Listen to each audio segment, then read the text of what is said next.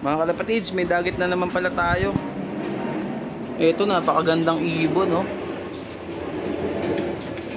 Ayan siya. Actually mga kalapatids, mga 3 days na to dito sa loop. Kasi nung nahuli ko to, ang dungis nito. Ayan, nung pumasok doon sa loop natin sa may taas. Dungis ng ibon na to, tapos ang payat. Kala ko nga ibon to ni Manigo kasi naghahanap si Manigo ng kalapate na breeder. Ito, mukhang breeder na. Yun yung itsura niya mga kalapatids. So, mukhang matanda. Pero nung tinignan ko yung singsing, ang bata pa pala niya. This year lang siya nilalaro. 2024-2025 summer WPFC. Ayan. Nung pumasok to dito sa loop natin, para siyang ano ligaw na kalapate talaga, ang dungis tapos ang payat. Tumuko dito sa loop natin. Ayan. Siguro mga 3 days ko na siyang inaalagaan dito. Kinondisyon ko muna para sigurado na makakauwi sa master niya. Lalagyan natin ng letter sa paa para alam ng tunay na may-ari kung saan napunta yung kalapate niya. Ngayong araw ko din siya papakulan mga kalapatids, Friday. Para Saturday or mamaya din ata may loading yung WPFC, hindi ko lang sigurado. Pwede na siyang isabak sa karera kasi kondisyon na yung ibon niya. Ayan o, tignan niyo naman yung tindig niyan tapos yung kinis niya. Pwede na siyang isabak sa training or derby. Ewan ko kung ano na yung laro ng WPFC ngayon Kasi sa amin sa FPR, derby na ngayong Friday.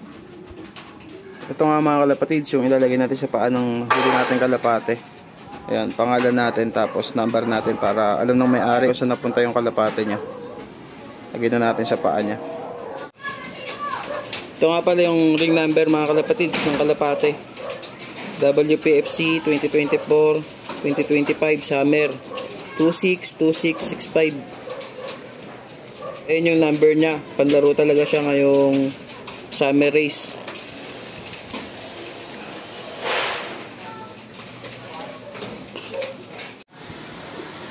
Mga kalapatids, ito na nga pala yung nadagit natin. Papakawalan na natin siya. Meron na rin siyang love letter sa paa. Nalagyan ko na rin siya. Ayan o. Ito yung itsura mga kalapatids. Mukhang hindi papahuli ng buhay Para na siyang breeder pero bata pa. 2024-2025 yung nakalagay sa singsing niya. Ayan nga pala mga kalapatids yung loop ni Manigo. Ayan. Meron nga palang kalapati na hinahanap si Manigo. Breeder niya ata nakawala. Tapos handa siya magbayad ng 20,000 sa mga makakahuli.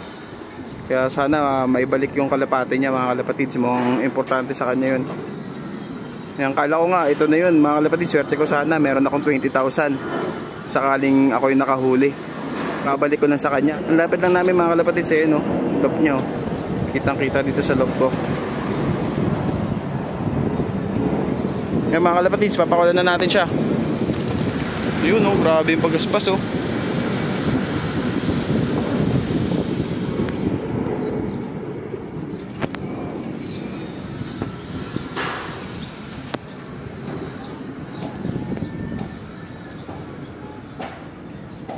Sibat na talaga mga kalapatids.